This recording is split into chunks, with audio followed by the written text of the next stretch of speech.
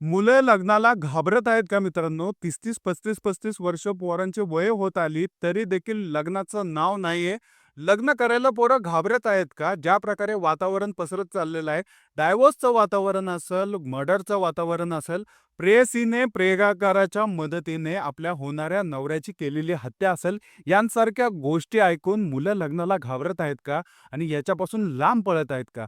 कारण मित्रांनो 30-30, 35-35 वर्ष पोरांची वय होत आली, तरी देखील अजून लग्न होईना. घरचे चिंतेत आहेत, कारण एवढ्या पोरी दाखवल्या तरी याला पसंत कोणी आहे ना, हा कुठल्या गोष्टीला घाबरतोय, काय याचं चालू आहे, हे या मुलांच्या आई-वडिलांना कळेना. कारण ज्या प्रकारे पूर्ण देशामध्ये असेल, पूर्ण जगामध्ये वातावरण सुरू आहे मित्रांनो, की मर्डर करणं, डावरी मागणं, पैसे मागणं, मित्रांनो नवऱ्याला हडपणं, एखादा साधा सिंपल मुलगा असेल तर त्याच्या आयुष्याची वाट लावून त्याच्यापासून लांब जाणं, त्याच्यानंतर त्याच्याकडनं डायव्होर्स घेणं, डायव्होर्समध्ये त्याच्याकडनं चिक्कार पैसे उकळणं, यांसारख्या गोष्टी घडत चाललेल्या आहे.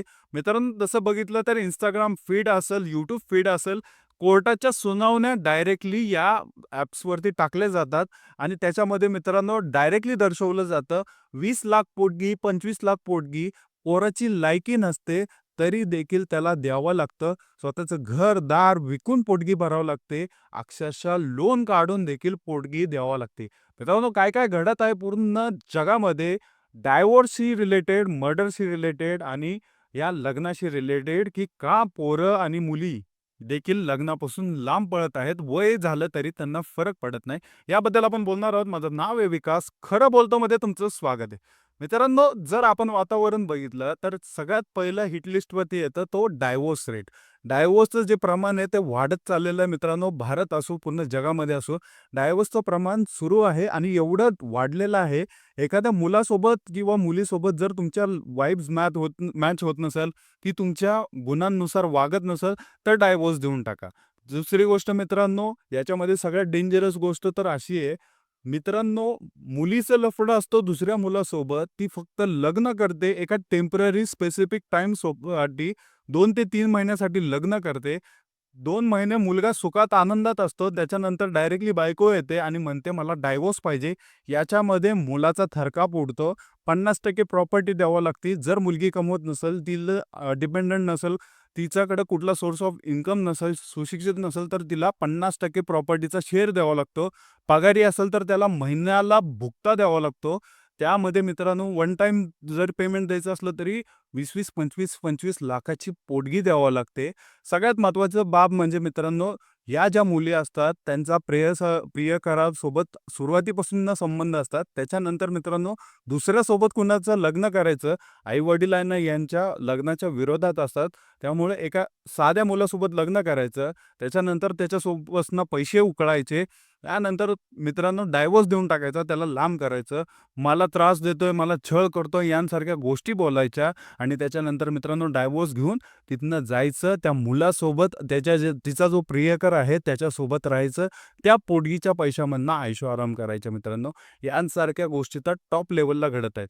त्याच्यानंतर मित्रांनो, मुली जर असतील, काही एखादी सुशिक्षित चांगली मुलगी असेल, सगळं व्यवस्थित करत आहे, परंतु हुंडाबळीमुळं अक्षरशः घरचे त्रास देतात आहे त्या मुलीला असतील, तिला टॉर्चर करणं असेल, त्रास देणं असेल, सगळ्या गोष्टी त्या मुलीच्या सोबत करतात आहे.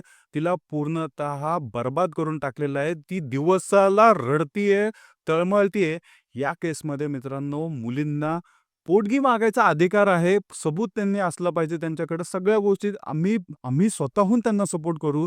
त्या संकटातनं बाहेर काढू. अक्षरशः जर या केसेस असतील तर अशा केसेस खूप जास्त आहेत मित्रांनो, की आई-वडील त्रास देतात ते मुलाचे, परत भाऊ-बंधुकी त्रास देतात ते मुलाचे, पैसे घेऊन ये, सोनं घेऊन ये, अशा प्रकारे छळ करतात आहेत अक्षरशः. मित्रांनो, अशा मुलींनी डायव्होर्स देणं गरजेचं आहे. कारण ही हरामखोरांची औलाद ही सुधारणारी नसते. हे हुंड्याच्या पायी बळी गेलेले असतात. ह्यांना पैसा पाहिजे असतो, अडका पाहिजे असतो. त्यासाठी हे कुठल्याही लेव्हलला जातात. त्यामुळं आमच्या बहिणी ज्या आहेत त्यांनी यांच्यापासून लांबच जाणं गरजेचं आहे. नवीन सुरुवात केली तरी काही हरकत नाहीये आणि ह्यांच्या उरावरती बसून ह्यांच्याकडनं डायव्होर्स घेणं आणि पोटगी घेतलीच पाहिजे. परंतु मित्रांनो, याच्यामध्ये ह्यांना पूर्ण झुकून यांचं अक्षरशः वाट लावून यांच्या घरातले सगळे पैसे उकळले पाहिजे. त्यानंतर मित्रांनो त्या मुलीचं समाधान होईल. ज्या रीत्या तिला त्रास दिला जातो त्या केसमध्ये.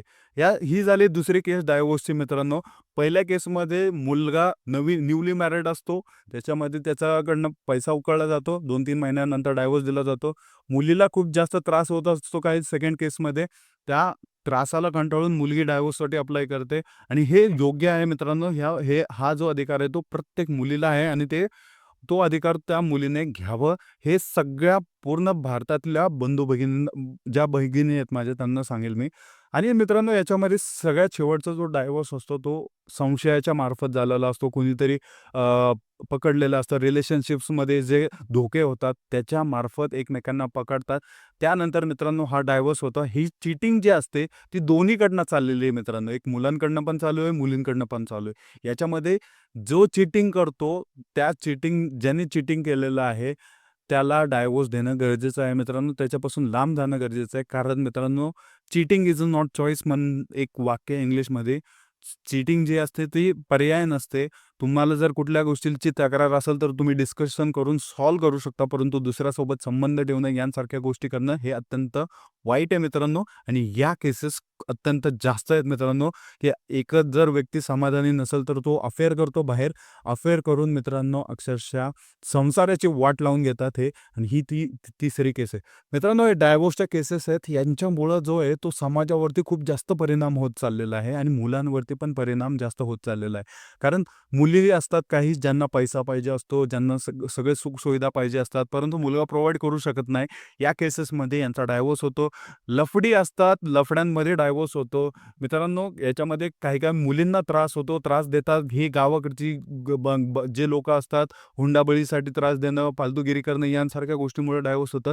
हे सगळे बेसिक कारणं आहेत आणि हे कारणं बघितल्यावरती एखादा सर्वसामान्य मुलगा जो असतो तो बघूनच वैतागून गेलेला आहे. प्रत्येक केस बघतो मित्रांनो. आजकाल तर आहे ना YouTubeवरती सगळ्या न्यायालयीन जे सुनावण्या खटले असतात, डायव्होर्सचे असो या मोठ्या-मोठ्या गोष्टीचे असतो, ते सगळे अपलोड केले जातात. या गोष्टी त्याच्या फीडमध्ये येतात. तो बघतो. त्याच्या माइंडवरती यांचा परिणाम होत चाललेला आहे. डे टू डे लाईफमध्ये तो संघर्ष करत असतो आणि अशा गोष्टी जर त्यांनी बघितल्या, तर तो डिमोटिवेट जाऊन लग्न पुढे ढकलायचा प्रयत्न पण करतो. कारण त्याला सगळ्या परिस्थिती माहिती झालेल्या असतात, की एखादी जर चांगली पोरगी आपल्याला भेटली नाही, तर यासारख्या गोष्टी होऊ शकतात किंवा त्या पोरीला देखील वाटत असतं, की एखादा चांगला मुलगा जर आपल्याला भेटला नाही, तर या सर्व गोष्टी आपल्यासोबत घडू शकतात. मुलं आणि मुली सगळे इंडिपेंडंट आहेत. स्वतः कमवू शकतात, चिक्कार पैसा कमवू शकतात. ते कुणावरती पण डिपेंड नाहीये.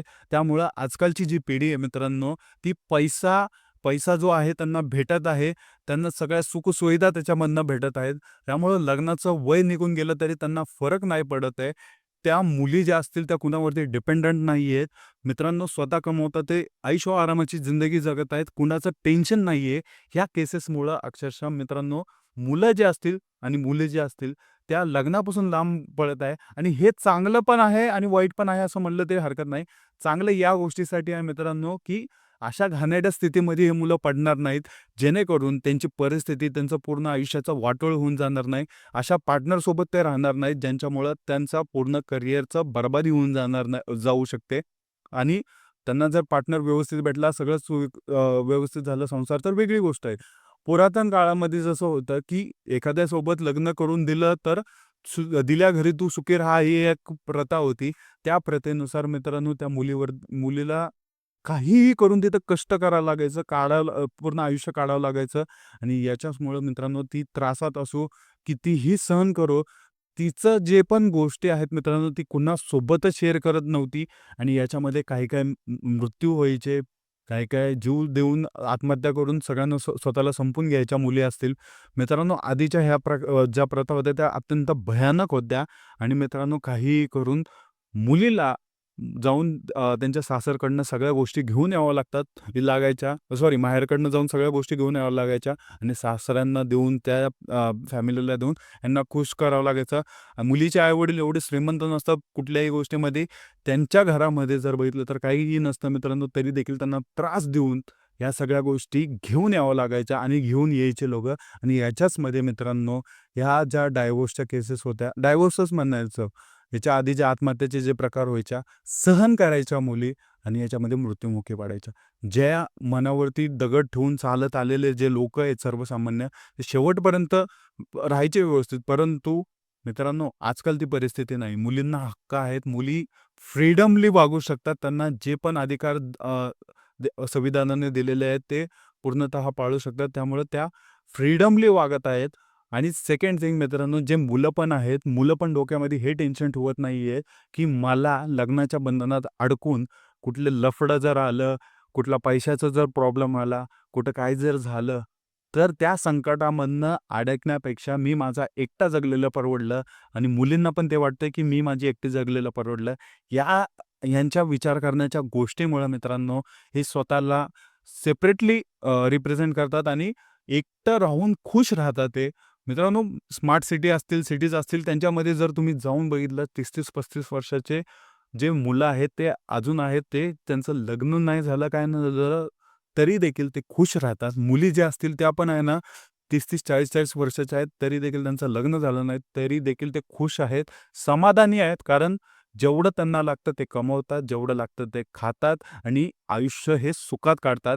जर तर आयुष्यामध्ये ह्या असल्या गोष्टींचा त्रास घेऊन डिप्रेशनमध्ये जाण्यापेक्षा मुलांना व मुलींना हा ऑप्शन बरा वाटतोय, की विदाऊट लग्न करता राहिलेलं सर्वात उत्तम.